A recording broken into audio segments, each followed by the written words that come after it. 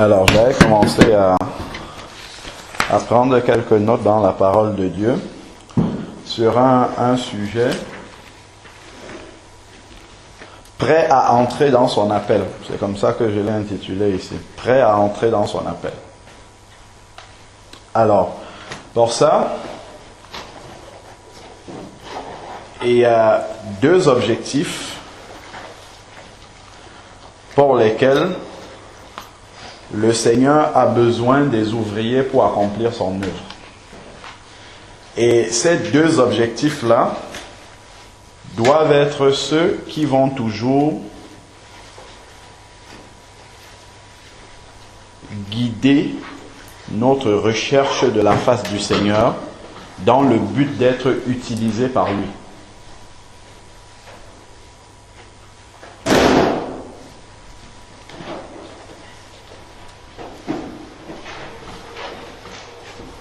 Donc je reprends pour ceux qui notent. Prêt à entrer dans son appel. C'est le titre. Et en introduction, je disais que il y a deux principaux objectifs pour lesquels le Seigneur appelle des gens à des ouvriers, je vais plutôt dire comme ça, à entrer dans sa moisson et à accomplir ses œuvres. Il y a deux principales raisons. La première, c'est d'aller chercher ceux qui sont perdus. C'est la principale raison pour laquelle Dieu nous appelle. Donc c'est l'évangélisation. Ça, c'est un ministère que tous les chrétiens reçoivent. Dieu nous appelle à aller chercher ceux qui sont perdus. Donc, quand nous nous assemblons même comme ça, toute activité que nous faisons pour le Seigneur, notre premier objectif doit être de se remplir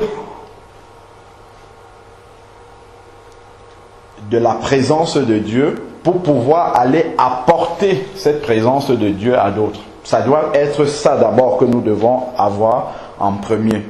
Chaque fois que je reçois quelque chose du Seigneur, puisque quand on vient dans la présence du Seigneur, on a l'habitude de dire que Dieu siège au milieu des louanges de son peuple. Là où 2 ou 3 sont réunis, le Seigneur est là. Et partout où le Seigneur est présent, il se passe toujours quelque chose. Il y a des choses qu'il va déposer, même si cela ne se manifeste pas physiquement.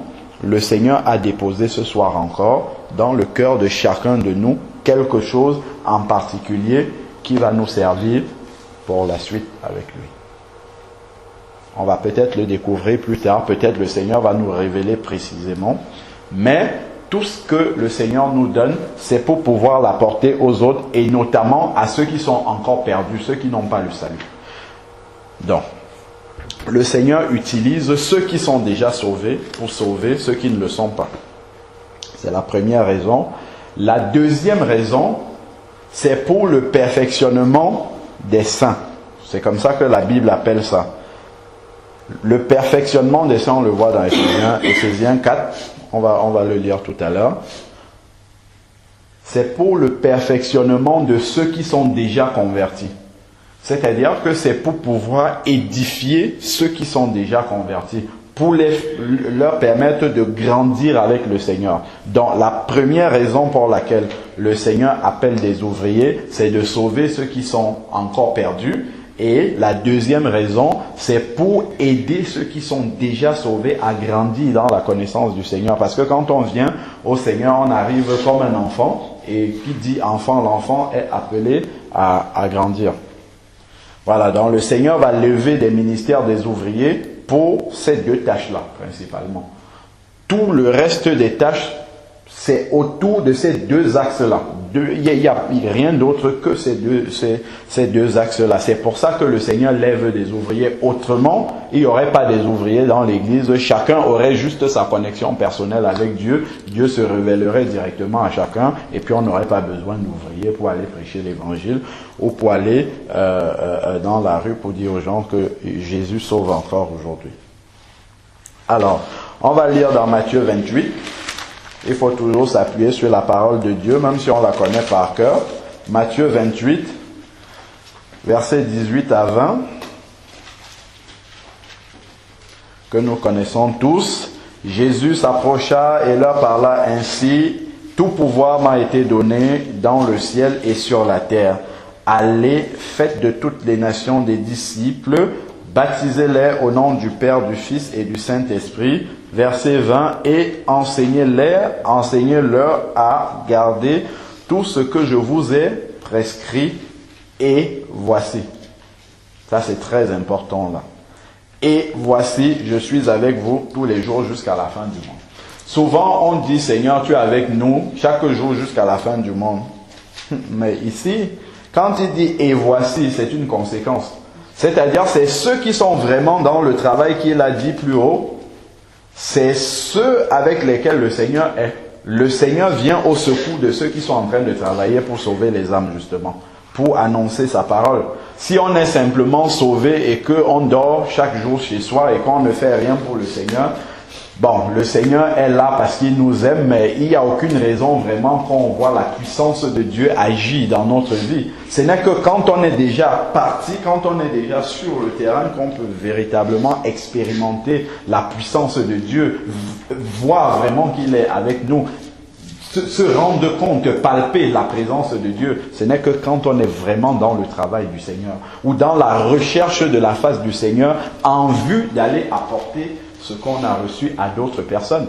Mais si on cherche le Seigneur simplement de manière, je dirais, un peu égoïste, c'est-à-dire que si on tourne autour de nous-mêmes, je cherche par exemple le baptême du Saint-Esprit parce que je vois que parler en langue c'est très bien, ça fait super spirituel de parler en langue. Non, là, le Seigneur ne va pas nous accorder ce don-là. Pourquoi? Parce que il ne nous accorde pas de parler en langue parce que simplement c'est beau ou bien que ça fait spirituel, super spirituel. Non, c'est parce que ça a un but.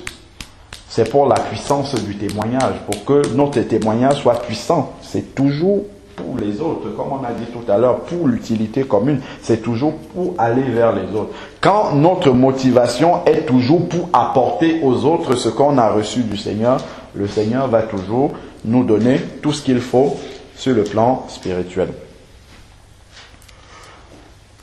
Alors, donc, l'amour de Dieu, l'amour du prochain.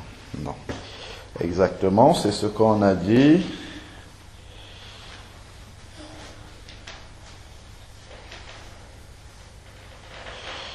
Alors, rechercher un ministère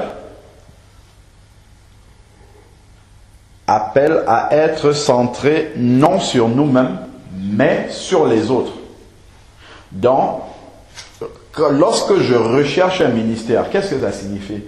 Ça veut dire que mes yeux désormais vont être détournés de ma propre personne pour se tourner vers le service des autres. Il faut savoir que quand le Seigneur va nous donner un ministère concrètement dans son église, j'entends par là son église, je ne parle pas d'une église, le bâtiment, je parle du corps de Christ en général. Quand le Seigneur va nous donner un ministère dans le corps de Christ, ça sera pour que désormais notre centre d'intérêt, c'est Dieu premièrement, mais ensuite l'autre, mon prochain. Donc tout ce que je vais faire, ça sera pour mon prochain et non pour moi. Mes prières d'intercession, je vais plus prier pour les autres que pour mes problèmes personnels. Je serai amené à intercéder beaucoup, préparer des messages. Oui, certes, en préparant un message, ça m'édifie, mais c'est d'abord pour que ça édifie les autres et que moi-même je sois édifié par la même occasion. Donc, on doit avoir bien compris ça dès le départ. Si on cherche à être utilisé par Dieu, c'est vraiment pour que le bénéfice puisse aller aux autres.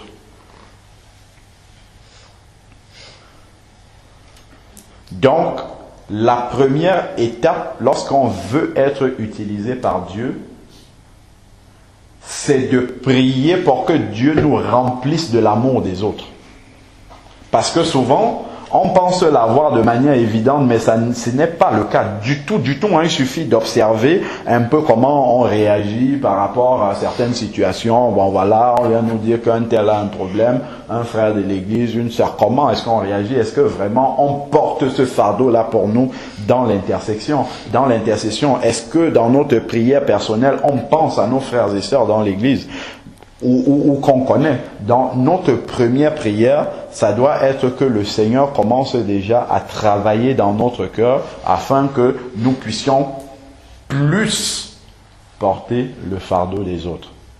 C'est de cette manière-là. Déjà, la fidélité dans cette simple prière-là, où on intercède constamment pour les autres, c'est quelque chose qui va déjà toucher le cœur de Dieu.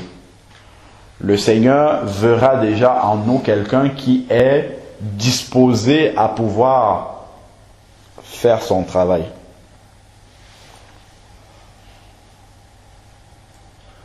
Donc nous devons être suffisamment remplis de l'amour des autres pour pouvoir être un ouvrier selon le cœur de Dieu. Parce qu'on peut être un ouvrier, il y en a plein maintenant. On en a parlé tout à l'heure au moment du partage.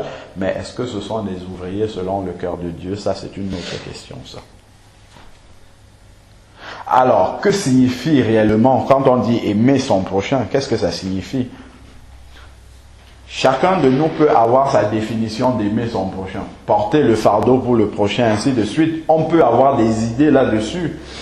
Mais la parole de Dieu, c'est pas la philosophie, c'est pas moi je pense que tel pense. Non, on va regarder la définition dans la parole de Dieu. Qu'est-ce que ça signifie aimer son prochain?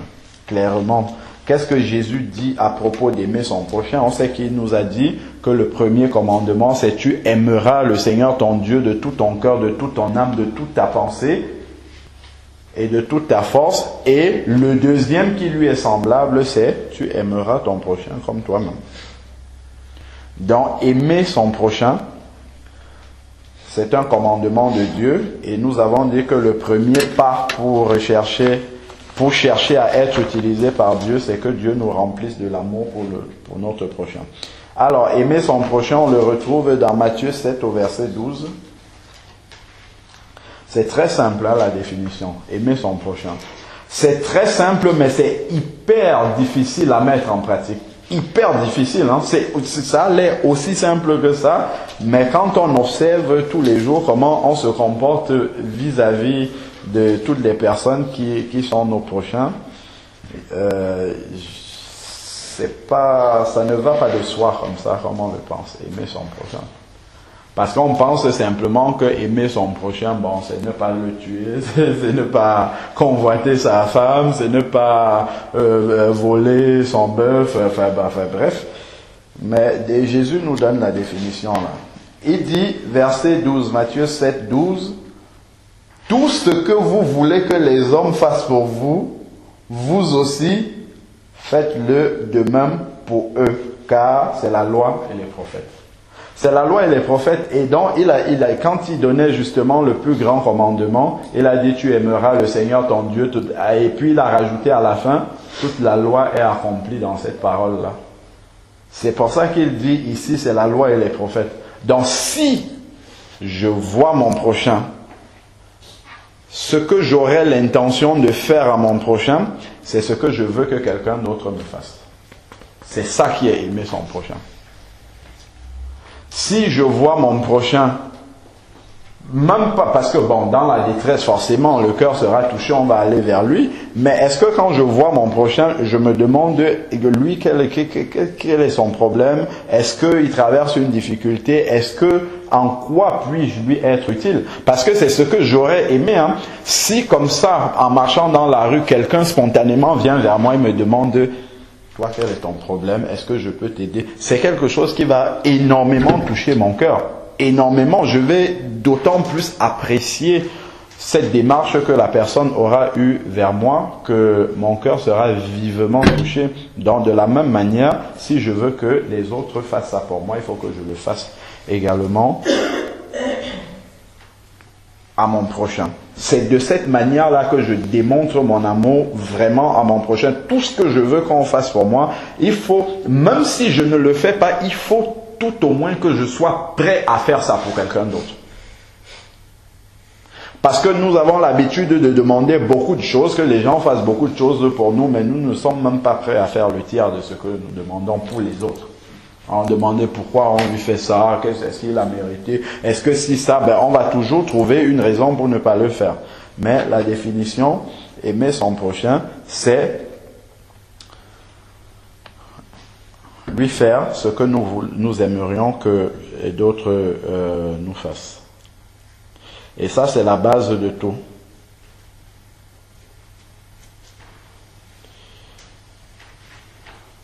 Donc, souvent, nous souhaitons être utilisés par le Seigneur, mais nous avons encore en nous quelques racines d'égoïsme. C'est-à-dire que nous sommes encore centrés sur nous-mêmes.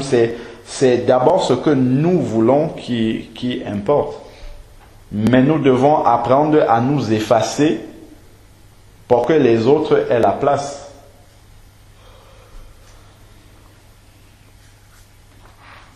Et c'est dans cette discrétion-là justement que le Seigneur verra l'humilité, parce que l'humilité c'est l'une des premières qualités du serviteur de Dieu. L'humilité c'est quoi la définition? On la voit je crois, c'est dans Philippiens 2, c'est voir les autres plus grands que nous. C'est ça l'humilité. Donc, après on va évoluer, ça c'est vraiment le B à bas, mais que beaucoup de grands serviteurs même de Dieu, ils oublient les fondements là, ce sont les tout petits fondements. D'abord l'amour du prochain, pouvoir servir mon prochain avec humilité, pouvoir lui faire ce que j'aimerais que quelqu'un d'autre me fasse sans brancher, sans murmurer, le faire vraiment de bon cœur pour lui rendre service, pour que lui soit content. Tout simplement, sans que le bénéfice, parce qu'on peut aussi, il y a deux manières de rendre service à quelqu'un. On peut rendre service à quelqu'un, parce qu'on est obligé, il y a même plusieurs manières, parce qu'on est obligé de le faire, on n'a pas trop le choix, on fait ça, lui rend service. Mais on peut aussi rendre service à quelqu'un parce qu'on attend quelque chose en retour. Ça, c'est un service intéressé, ça, je ne peux même pas appeler ça rendre service. Mais le véritable service que l'on apporte à quelqu'un, parce que le ministère, parce qu'on est en train de parler là de recherche, entrer dans son appel, c'est entrer dans son ministère. La définition de ministère, c'est service. Donc, exercer un ministère, c'est rendre service, en fait. Mais il faut comprendre que le service dont il est question ici, ça doit être un service fait à la manière de Dieu, fait d'une manière que Dieu agrée, parce qu'on peut rendre des services mais que Dieu n'agrée pas. Donc ça n'a vraiment aucun poids aux yeux de Dieu, aucune incidence. Ça ne nous permet pas vraiment de nous rapprocher plus du Seigneur.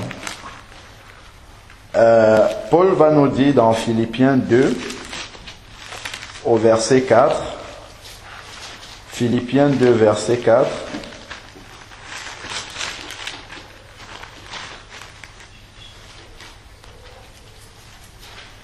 Philippiens 2 verset 4, Paul dit: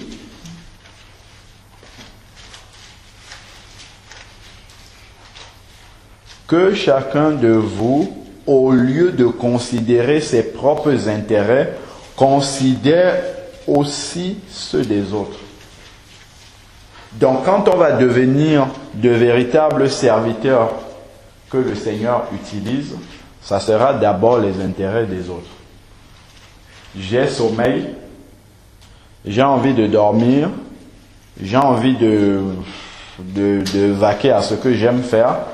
Mais si un frère, une sœur a besoin de moi pour aller prier pour elle, il faut que je sois disponible. Il faut que je m'arrange d'une manière ou d'une autre. Mais en tout cas, il faut, si je ne vais pas lui rendre service, il faut que ça soit vraiment justifié devant Dieu, pas devant les hommes. Parce que devant les hommes, on a toujours toutes sortes de bonnes raisons pour ne pas le faire, simplement pour se donner bonne conscience. Mais le Seigneur il sait tout ça, parce que la Bible nous dit que le Seigneur sonde les cœurs et les reins. Donc le Seigneur sait lorsque, en fait, on a refusé de faire un service, mais on a fait passer une raison qui s'entend bien. Le Seigneur sait. Et il faut bien savoir que, ça on va le dire peut-être plus dans la suite là, il faut savoir que Dieu, quand il voit en nous qu'on a ce désir de le servir, il commence d'abord par nous tester dans les toutes petites choses. La Bible nous dit, soyez fidèles dans les petites choses. Et le texte d'origine en grec dit, soyez fidèles dans les toutes petites choses. Donc quand tu vas rendre service à ton frère, à ta sœur, dans la foi, il faut le faire avec tout l'amour possible. C'est-à-dire, tu le fais comme si tu faisais pour toi-même. C'est-à-dire, tu veux qu'après lui avoir rendu ce service-là, qu'il ait la même réjouissance, le même contentement que toi, tu aurais voulu avoir si quelqu'un d'autre te rendait service. C'est de cette manière-là qu'il faut aller rendre service à quelqu'un. Il ne faut pas aller rendre service, quand je dis rendre service, ça peut être un service d'ordre spirituel, aller prier pour quelqu'un, mais ça peut être aussi un service d'ordre matériel, de la société de tous les jours. Si c'est un frère qui m'appelle pour faire quelque chose, déjà je sais que c'est un enfant de Dieu. Donc quand je vais faire ça pour lui, je le fais. D'ailleurs, le Seigneur nous appelle à faire tout ce que nous faisons comme pour Dieu, encore plus pour les enfants de Dieu. On le voit dans Matthieu 25, quand il fait le jugement des nations, où il met les boucs, d'un côté les brebis, de l'autre côté, et il dit, j'ai eu soif, vous m'avez donné à boire. Chaque fois que vous faites ça pour le plus petit d'entre mes frères, c'est-à-dire tous ceux qui sont convertis, chaque fois qu'on fait quelque chose pour un enfant de Dieu, c'est en réalité le Seigneur directement que nous sommes en train de servir. Donc il faut vraiment s'appliquer quand on fait des choses, des services, quand on rend service aux enfants de Dieu, en fait on est en train de rendre service au Seigneur. C'est la même chose que si on se mettait là pour prêcher la parole de Dieu, pour chanter les lois. Bon, certes le Seigneur n'agrée pas les louanges, c'est pas le même niveau, mais c'est un service aussi au Seigneur. Lorsqu'on est en train de servir un enfant de Dieu. Dans ça, ce sont des bases, des fondements que nous devons avoir compris, et Dieu commence à nous juger déjà sur ces petites choses-là. Donc avant de nous donner des responsabilités plus importantes, un ministère, un service plus important dans le corps de Christ, le Seigneur commence d'abord par nous donner des toutes petites tâches. Et en fonction de notre fidélité dans cette toute petite tâche-là, notre sens de la responsabilité pour cette toute petite tâche-là, le Seigneur commence à les élargir progressivement. Si le Seigneur te demande, je sais pas moi, bon, je sais pas, garder les enfants de telle sœur là-bas. La sœur t'appelle, bon voilà, je suis pas disponible, est-ce que tu peux venir garder mes enfants? Tu sais que tu vas rester chez toi ce jour-là, tu n'auras rien à faire. Tu lui dis, oh ben non, je dois aller faire mes courses, alors qu'en réalité, tu ne dois pas aller faire tes courses. Bon, déjà, sur une petite demande comme celle-là, tu vas peut-être commencer à murmurer, mais elle, pourquoi elle m'appelle à ce moment si elle aurait dû me prévenir plus tôt? On trouve toutes sortes de bonnes raisons pour ne pas le faire ou aller le faire en traînant les pieds. C'est comme pour le Seigneur, c'est comme si on n'avait pas fait du tout. Donc déjà, souvent, on néglige ces petites choses-là, mais déjà sur ces petites choses-là, le Seigneur voit que nous n'avons pas le cœur totalement consacré pour pouvoir servir les autres comme s'il s'agissait de nous-mêmes. Il voit que il faut qu'il y ait un intérêt derrière, un intérêt vraiment réel pour que nous ayons vraiment cette manière de faire là qui convienne à Dieu. Mais Dieu, il s'arrange à faire exprès pour nous donner des trucs qui ne sont pas valorisants du tout, mais pour voir comment est-ce qu'on les fait. Et plus tu vas faire quelque chose, les toutes petites choses bien, tu le fais, tu rends service à la personne se réjouit, toi aussi tu es contente avec cette personne-là, ou tu es content avec cette personne-là, le Seigneur voit que ça c'est quelqu'un qui peut vraiment aller loin avec moi. C'est comme ça que ça commence, pour être un ouvrier selon le cœur de Dieu. Parce que après les hommes peuvent se lever aussi, faire leur propre ministère, aller loin à leur manière, avoir leur style de résultat qui impressionne les hommes, mais pour Dieu c'est rien du tout. Ça, on parle justement des bases pour produire du vrai fruit, le vrai fruit que Dieu agrée. Voilà, donc c'est cela. Donc on va lire aussi dans Matthieu 16 au verset 24.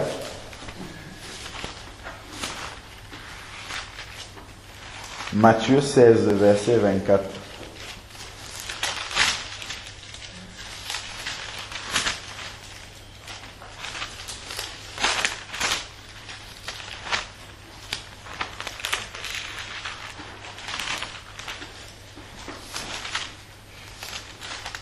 On devait faire de 23h à 6h, mais on a commencé en retard.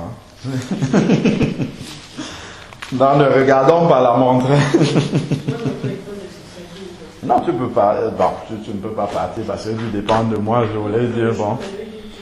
En fait, en réalité, il faut qu'on attende que les premiers arrivent pour laisser la salle. Parce que si on part comme ça, il faut qu'il y ait quelqu'un. Alors, dans Matthieu 16, verset 24. Alors Jésus dit à ses disciples, si quelqu'un veut venir après moi, qu'il renonce à lui-même, qu'il se charge de sa croix et qu'il me suive. Donc quelqu'un qui veut vraiment servir Jésus, c'est quelqu'un qui a renoncé à lui-même et qui a accepté de se charger de sa croix. Parce que servir le Seigneur va entraîner des souffrances. Ça va entraîner des persécutions. Ces souffrances-là peuvent être de différents ordres. Bon, l'une des souffrances, par exemple, c'est la séparation. Parce que quand on s'engage véritablement pour le Seigneur, quand on commence à travailler pour le Seigneur, on est amené à prendre des positions claires, fermes. S'engager véritablement pour le Seigneur, et ça ne va pas nous faire que des amis.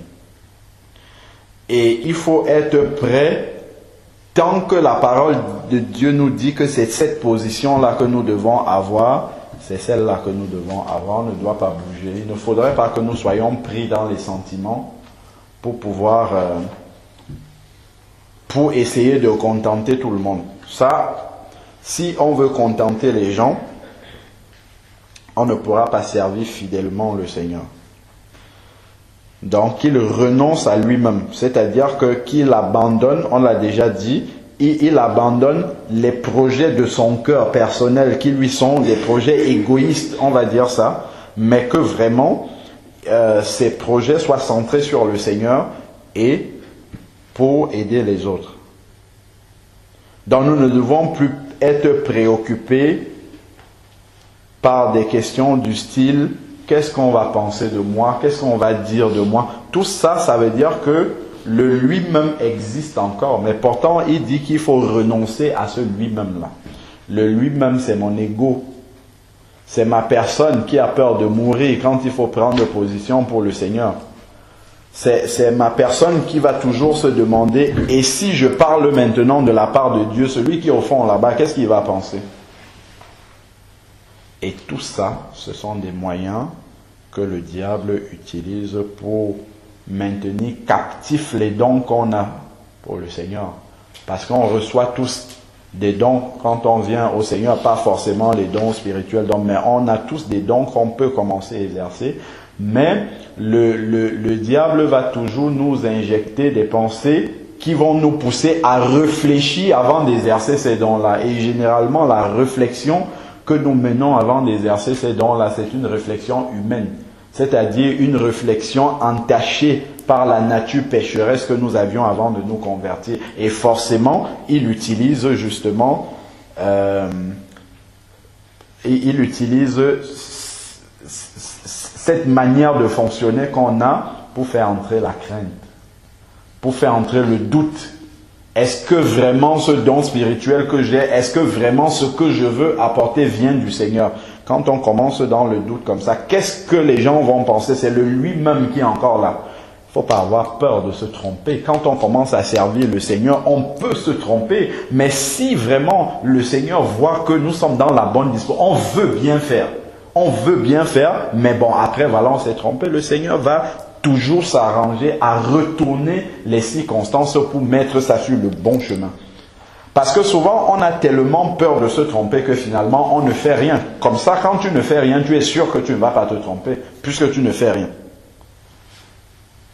Or, servir le Seigneur, c'est une école qui dit école dit échec. Il y a l'échec, il y a la réussite, on apprend de l'échec et on avance. Avec le Seigneur dans la vie, tout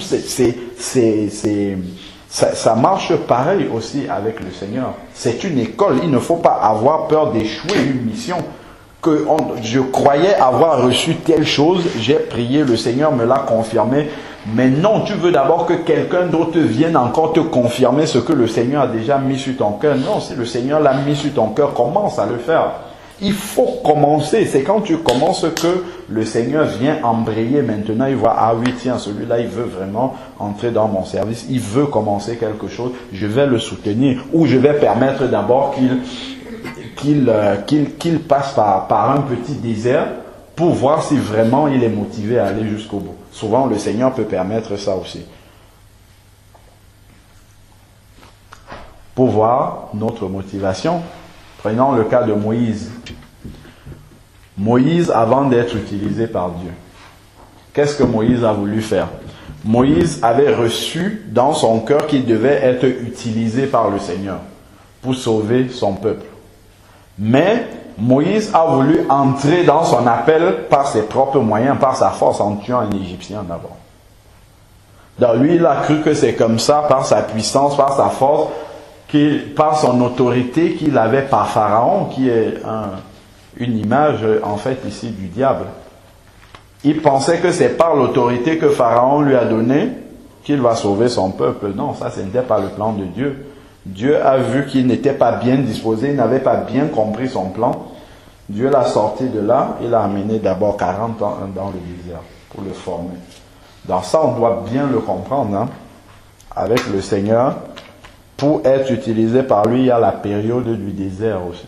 Et c'est au travers du désert qu'on apprend. Il faut être prêt à ça parce que être sauvé, c'est gratuit, ça ne coûte rien du tout. Il faut simplement mettre sa foi en Jésus, dans le sacrifice de Jésus à la croix. Mais par contre, être utilisé par Dieu, ça a un coût. Ça a un coût. Donc, il ne faut pas être surpris que lorsqu'on décide réellement de s'engager avec Dieu, que des déserts commencent à arriver. Quand le désert est là, il faut simplement réaliser que ce n'est pas par ma faute, c'est pas parce que je suis dans le péché, dans quelque chose qui irriterait Dieu, que en fait mon désert ne soit pas en réalité une punition de Dieu. Mais que ça soit quelque chose que Dieu permet parce qu'il veut nous apprendre justement. Tout à l'heure on disait par la foi nous marcherons. Dieu veut nous apprendre à marcher vraiment par la foi. Et il peut permettre comme ça des déserts qui peuvent paraître inexplicables pour un enfant de Dieu. Comment toi tu es enfant de Dieu, tu te trouves dans cette situation? Oui, comment Moïse pouvait être un enfant de Dieu et Dieu le sort d'une maison où il avait tout, l'autorité, l'or, l'argent, tout pour l'envoyer dans le désert. Ça ne paraît pas avoir de sens, mais Dieu avait un plan. Mais il a fallu d'abord qu'il soit fidèle pendant ces années dans le désert, qu'il apprenne à vivre comme ça, on va dire presque loin de Dieu, puisque Dieu ne s'est pas manifesté à lui avant que ces 40 ans-là ne soient accomplis.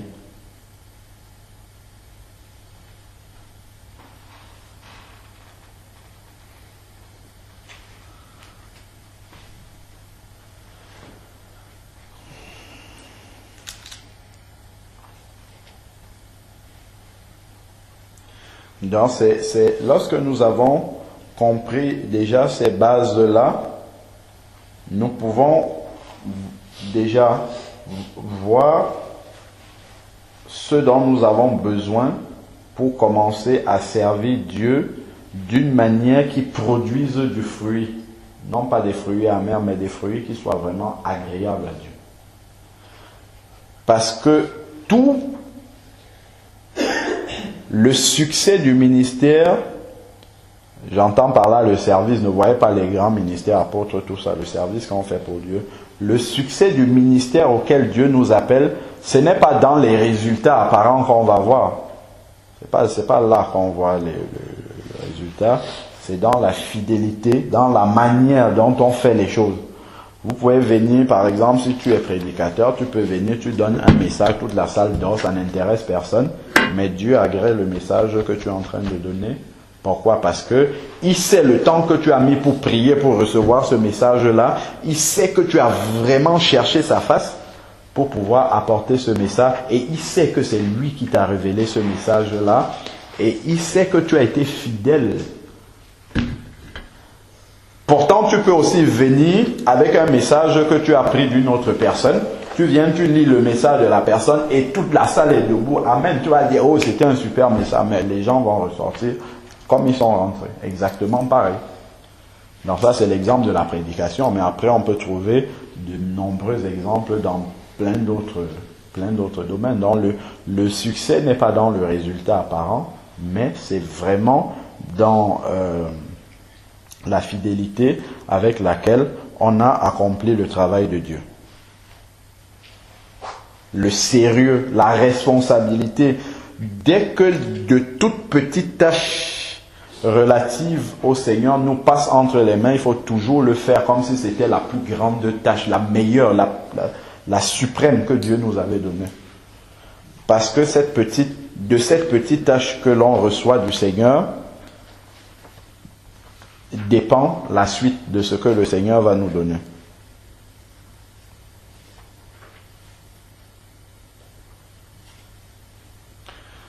Et donc,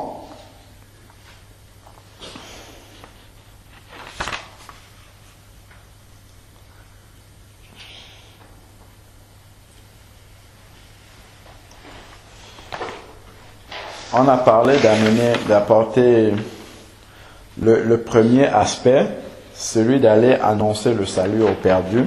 C'est important pour annoncer aux autres qu'il faut qu'ils soient sauvés. Il faut qu'on soit sauvés d'abord nous-mêmes.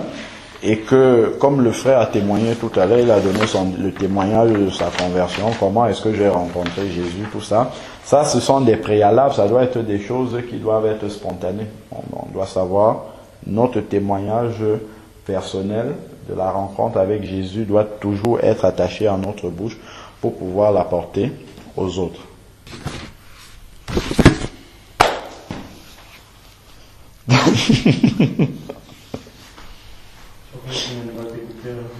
Hein?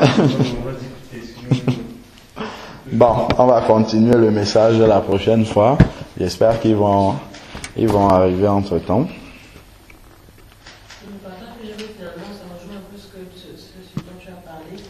J'aimerais qu'on médite, on entend le temps de parler, mais non, n'est-ce pas, la prochaine fois. J'aimerais qu'on médite sur le verset de Marc 1, verset 16 à 20, sur la vocation des disciples. Marc 1, verset 16 à 20.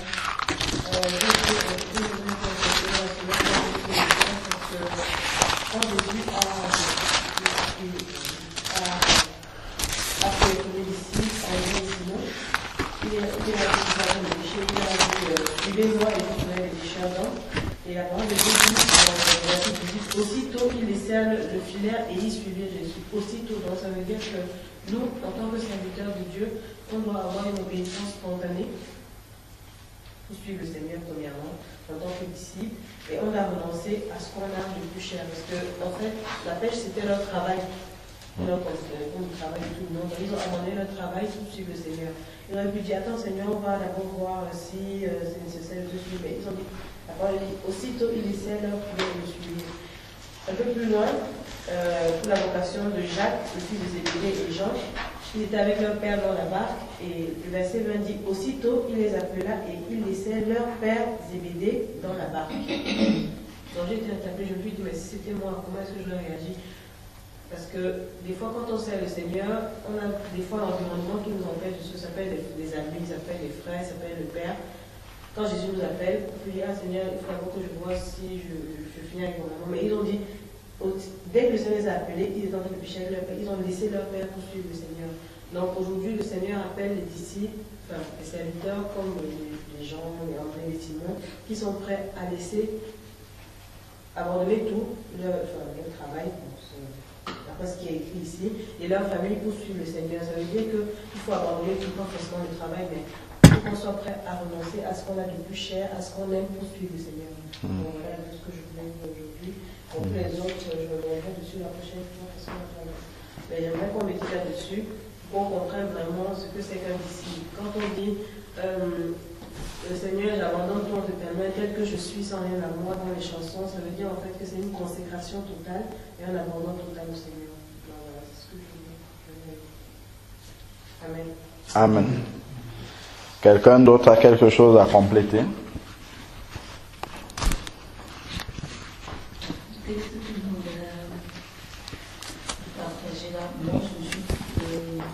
La question que je me suis toujours posée, c'est pourquoi Jésus n'a pas appelé le Père aussi, en fait. Pourquoi il a appelé uniquement les fils, en fait. Je me suis toujours demandé ça. Pourquoi pas le Père? Et quand on voit... Et je me suis posé aussi la question de la place de la femme dans l'Église. Parce que je me dis, mais pourquoi les disciples, il n'y a pas de femme parmi les disciples, en fait? Je pense qu'il y a une réponse simple à ça, c'est que Jésus déjà ne voulait pas choquer. Parce que à son époque, dans le judaïsme, les femmes n'avaient pas vocation à annoncer la parole de Dieu dans le judaïsme. Donc, s'il commençait déjà par faire cela, je pense que ça devait choquer même avant même que le ministère ne commence. Or, le ministère était appelé à faire au moins 3 ans. Bon, c'est une des réponses, moi qui me vient comme ça à l'esprit, c'était pour éviter de choquer, parce que je pense personnellement que s'il y avait des femmes parmi, il y a des gens déjà même par curiosité qui ne seraient pas venus écouter, alors qu'il y a beaucoup de personnes qui ont été sauvées, qui ne venaient pas parce qu'elles étaient convaincues, mais parce qu'elles étaient curieuses, et sous leurs yeux, elles ont vu des miracles et tout ça, elles ont commencé à suivre Jésus.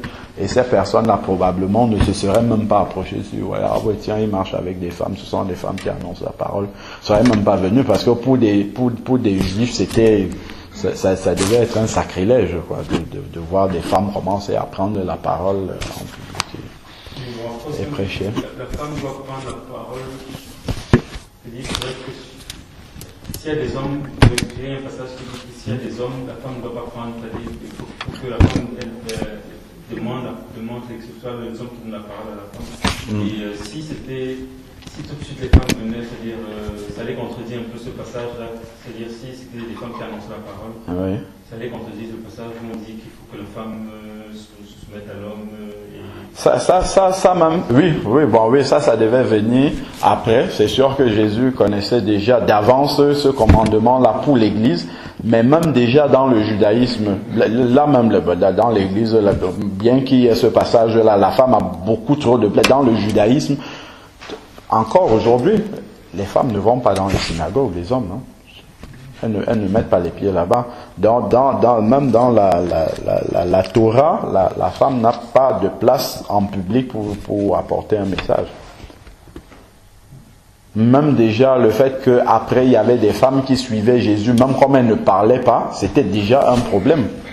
C'était déjà un problème contre lequel beaucoup de personnes aussi en profitaient pour rajouter des motifs d'accusation à Jésus. Bon, la question selon laquelle le Père n'a pas été appelé, on peut avoir beaucoup d'interprétations. Bon, moi je vais te donner celle qui me vient là à l'esprit là quand je lis ça. Je pense que Jésus peut avoir testé simplement les enfants déjà pour voir là déjà si leur consécration peut être réelle. C'est comme celui qui a dit, attends d'abord que j'aille enterrer mon père. Il lui a dit, non, laisse les morts enterrer les morts, viens avec moi. C'est un vrai test, pour voir est-ce que tu vas le suivre ou est-ce que tu vas... C'est pour ça que les paroles de Jésus sont totalement cohérentes avec sa manière d'agir. Quand il vient appeler comme ça des pécheurs qui laissent leur père, là-bas, il dit que celui qui veut me suivre renonce à lui-même et qu'il me suive, qu'il se charge de ça. C'est parfaitement cohérent avec ça. Parce que ça, c'est exactement ce qu'il a demandé aux 2 fils de Zébédée. C'est vraiment d'abandonner, de renoncer à eux-mêmes. Eux-mêmes, leur identité, c'était des pécheurs, en fait. Donc, ils ont renoncé à cette identité de pécheurs pour suivre un homme pour aller où? Ils ont suivi comme ça. Suis-moi, c'est tout. Jésus pense avec eux, c'était plus simple pour eux de le suivre. Difficile. C'était plus simple pour les jeunes. Les jeunes. Plus difficile. Parce que Puisque le père, oui, il a sa famille, il a sa femme. Il faut que la femme et tout, alors que... Je comprends ce que Christine veut dire. Je pense que, si je comprends bien, Christine veut dire que c'est plus difficile pour les jeunes de partir sans le père qu'avec le père. C'est-à-dire, s'il avait appelé tout le monde, y compris le père, ça serait... Elle a dit que c'est plus difficile pour les jeunes de suivre Dieu, le Seigneur, que le père. Ah, d'accord. Moi j'avais compris encore autre chose. Je pense que dans le contexte, en fait, je pense que c'est plus simple pour les enfants de suivre que de faire. Et même, je pense que même dans la vie concrètement, je pense qu'il est beaucoup plus difficile pour une grande personne parce que cette grande personne c'est déjà fort de caractère. Une personne a déjà tout construit. Et par contre, le jeune, il est en train de se construire. Il est, enfin, je veux dire, comment on dit ça? Il a encore, on peut dire qu'il a encore, voilà, il n'est pas encore façonné, voilà. Parce que justement, une personne, moi je parle de personne âgée. Moi je veux dire que elle a déjà compris dans sa vie beaucoup de choses, elle a fait toutes ses erreurs, elle a pu se tirer conscience de toutes ses erreurs. Et souvent, enfin moi en tout cas, avant, ce regard-là que je portais encore, par exemple, des personnes âgées, entre guillemets, venaient peut-être parler de Dieu ou quoi, enfin, je me disais, bon, ça me fait doucement rire parce que bon, eux, ils ont déjà fait leur vie. C'est bien facile après avoir fait toutes ces erreurs toute sa vie, et bien dire oui pour donner ta vie à Dieu. Alors que pour une jeune personne qui vit dans le monde, avec d'autres, qui vit dans le monde des jeunes, où c'est beaucoup plus difficile d'affirmer sa personnalité et d'être complètement en marge de ce que tous les jeunes peuvent vivre, c'est un moment beaucoup plus difficile. Au lieu de la personne plus âgée, bon, bah, elle est peut-être pas au porte de la main, mais je veux dire, quand tu es âgé, bon, tu sais que la main est proche, bon, bah, voilà, ça vient derrière elle. C'est pour ça que les églises, notamment les églises catholiques, sont pleines de personnes âgées. C'est parce qu'elles sont prêtes déjà de la tombe que... Mais bon, je veux qu'on reste dans le contexte de... Oui, oui. Dans le contexte là, je veux dire, il partait sur Jésus, il n'avait pas de toit, c'est-à-dire il ne savait pas où ils allaient justement. Donc le risque de ne pas avoir de toit, où dormir, savoir comment manger. Alors que si le père avait une famille, avec sa femme à la maison, s'ils avaient des petits frères, je sais pas, le père ne pouvait pas se lever comme ça et dire bon, je suis comme ça. C'est pour ça que Jésus a choisi les enfants. C'est une tentative de... Il faut prier, le Seigneur va te révéler. Il n'y a que Jésus lui-même qui peut dire pourquoi il a choisi. Parce que là, toutes les interprétations qu'on donne sont possibles. Mais après, Jésus lui seul sait pourquoi il l'a fait. Ça peut aussi être que Jésus avait vu que les enfants étaient mieux disposés que le Père. Et il savait que les enfants allaient être fidèles jusqu'au bout par rapport au Père. Voilà encore autre chose qui me vient à l'esprit, où Jésus avait vu qu'il fallait des jeunes parce que après lui la mission serait encore longue, alors que le Père était susceptible de mourir peut-être même avant Jésus et la mission devait s'arrêter, tu vois, parce que Jésus avait besoin des gens qui restent des témoins qui devaient dire qu'effectivement il est mort et il est ressuscité. Mais si le Père était mort entre-temps rapidement, il n'aurait pas eu l'occasion de répandre la parole comme ces jeunes-là, Jean et Jacques, ont eu le temps de répandre la parole. Donc il avait besoin des gens qui avaient encore des années de vie devant eux. En même temps aussi, on peut dire que si le Seigneur Jésus voulait vraiment appeler le Père, il pouvait lui rajouter même 50 ans de vie, s'il voulait, pour qu'il puisse accomplir son œuvre jusqu'au bout. Donc, effectivement, on peut faire des approches comme ça, mais il n'y a que Jésus qui sait pourquoi il n'a pas appelé le Père. Voilà.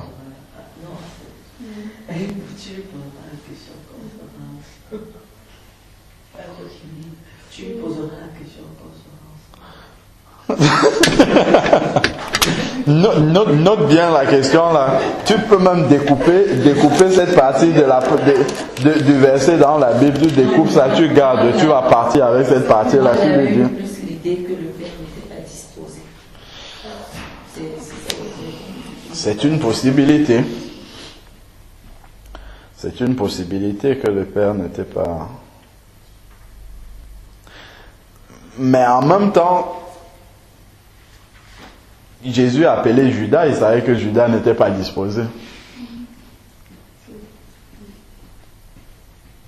Il appelle tout le monde, mais après c'est sûr, après qu'il accepte qu'on l'appelle.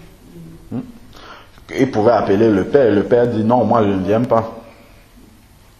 Il n'a même pas proposé au Père pour voir quel est son avis.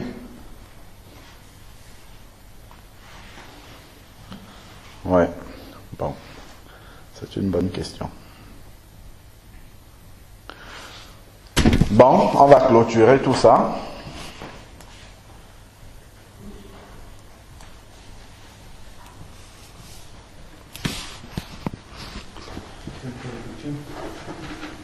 Hein? Oui. Non, moi je vais prier pour la fin de la parole là. Et après, si un ou plusieurs sont inspirés, vous priez pour la clôture de la vie.